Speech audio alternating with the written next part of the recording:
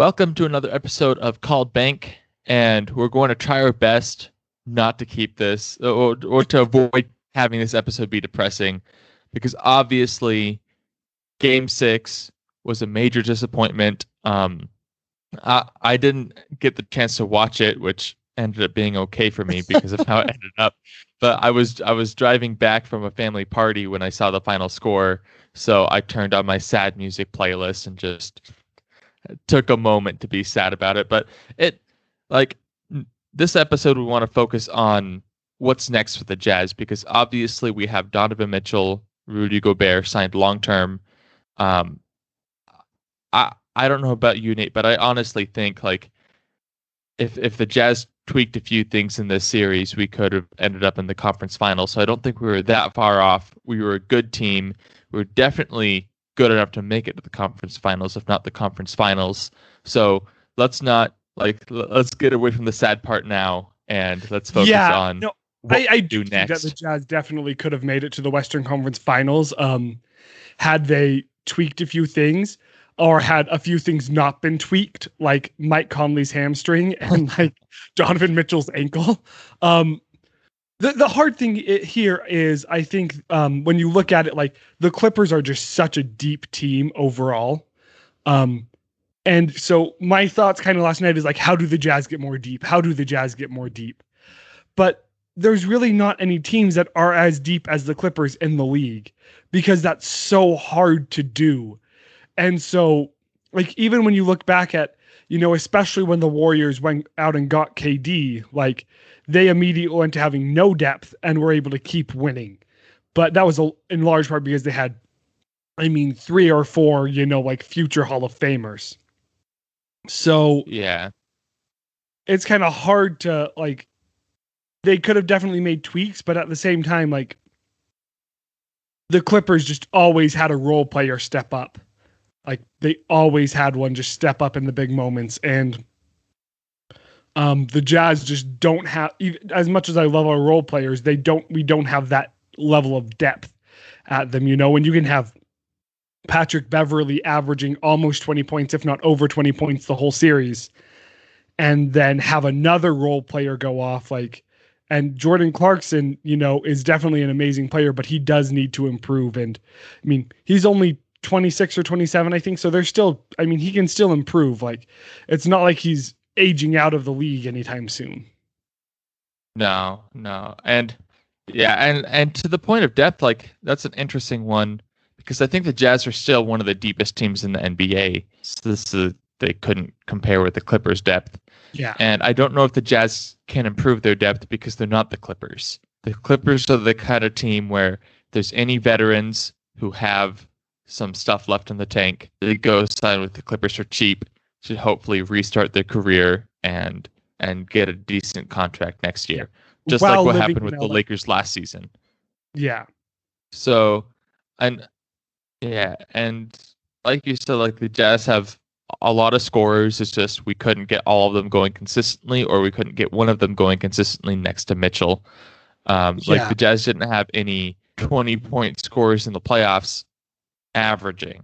We had Mitchell in the 30s, and then everyone else was less than 20 points per game. So I think I don't know how we want to go about this, whether we make some moves to get another guy who can carry some of the offensive load from Mitchell, or if we just set up the offense so that we allow Bojan to go off regularly so he can average just 20 points rather than just have good games now and then.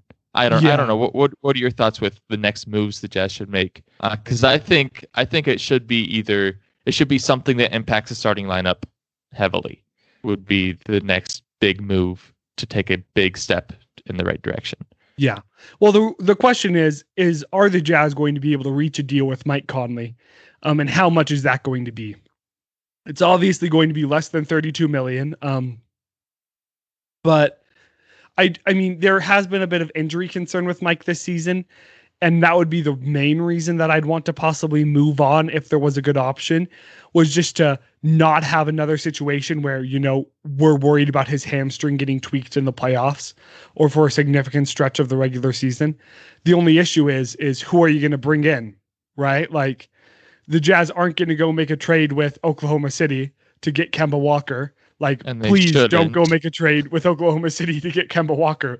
Please don't. And even then, like, Kemba Walker still has some injury concerns. So that's like kind of where I'm at is what steps do we take with point guard for the point guard, and how much money does Mike Conley really want? Like, we get it into our head that these players should go take cheap deals, and maybe he would sign a 4-year, $48 million contract, maybe that's something he'd be interested in.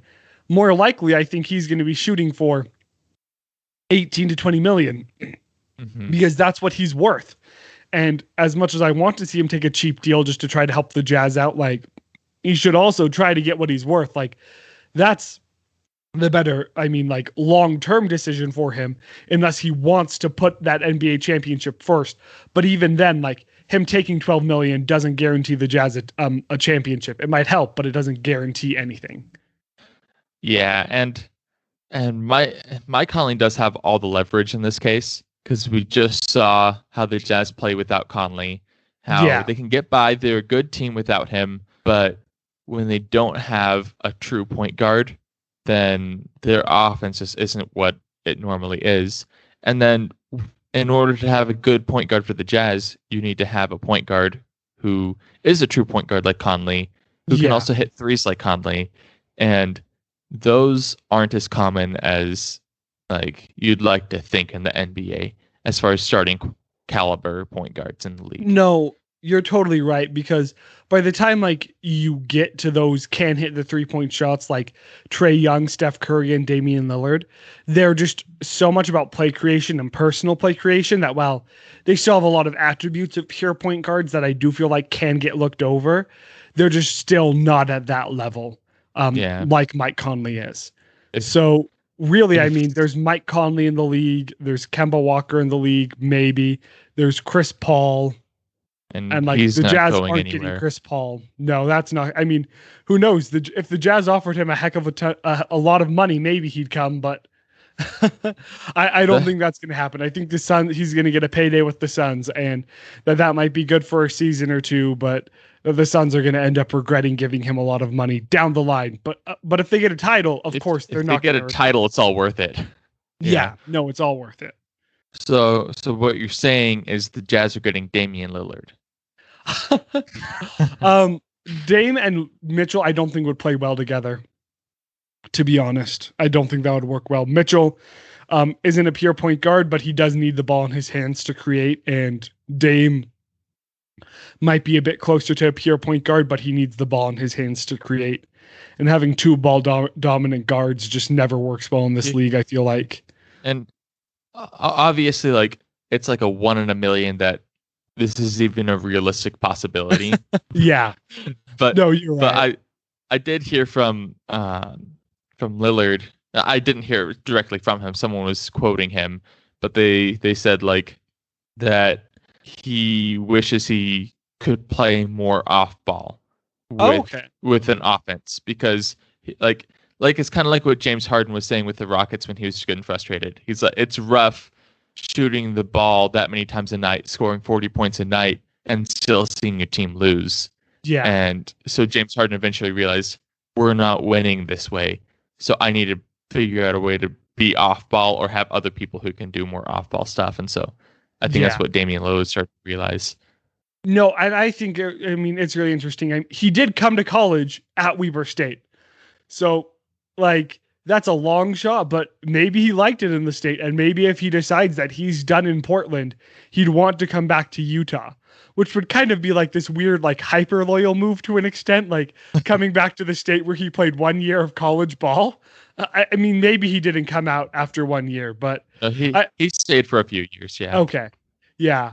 I was talking about last night how I'm kind of disappointed I never made it to a Weber State game when Lillard was here, but that ship has sailed for like a decade almost. But no, that would be fun to see Lillard in a Jazz uniform. I just don't really know like who the Jazz are going to pick up. Like maybe the Clippers waive Rondo, but I don't want Rondo. No, Rondo won't fit with the Jazz.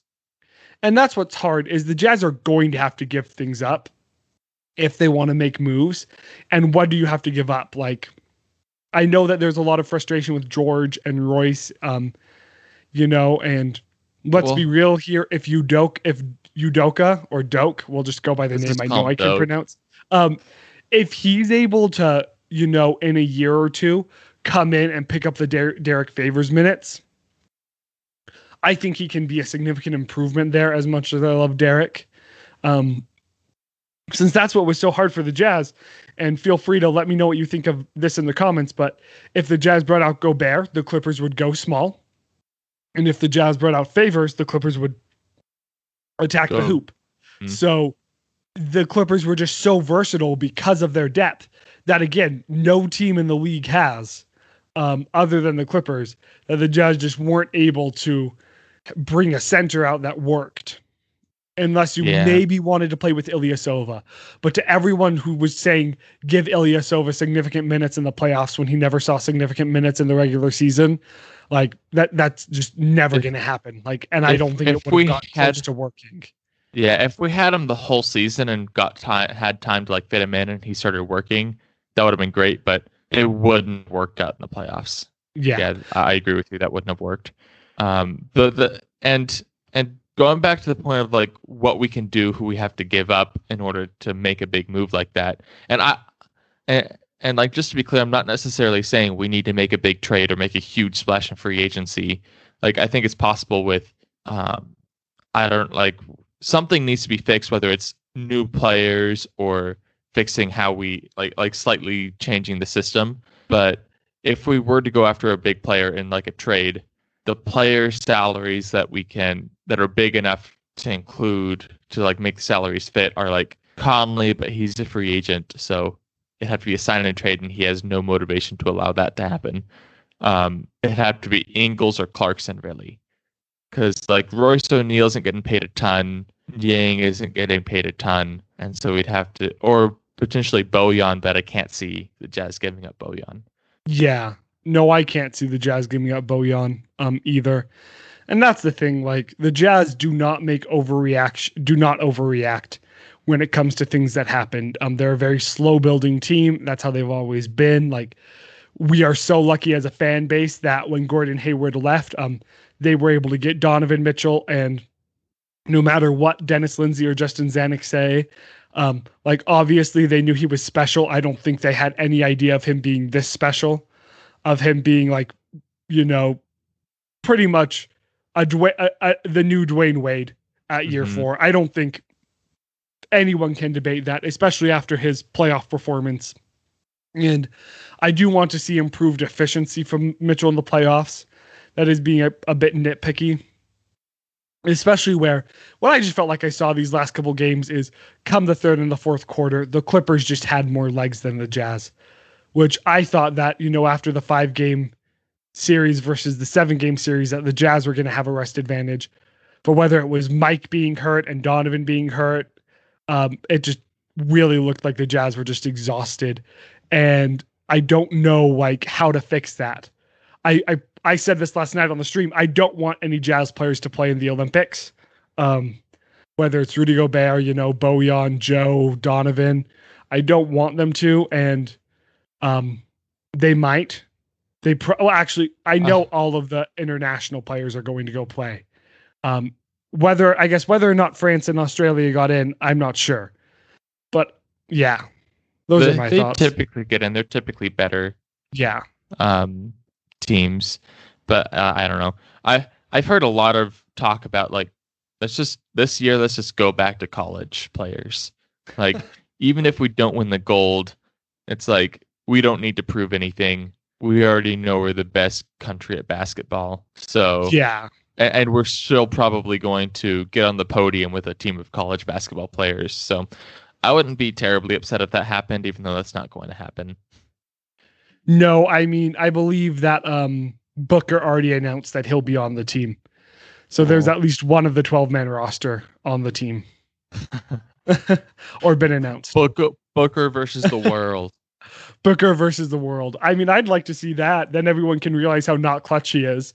Except that wouldn't be a fair spot for him at all. So those are kind of our thoughts on where the Jazz should go next. It's a bit of a shorter episode this week, and we are planning, unless there's any crazy Jazz news, to take next week off, get a bit of rest and recovery after this shortened season. So please leave a like, subscribe, and keep the conversation going in the comments. We will make sure to reply to every comment and let us know what you think the Jazz should do this offseason and this upcoming season. So go Jazz!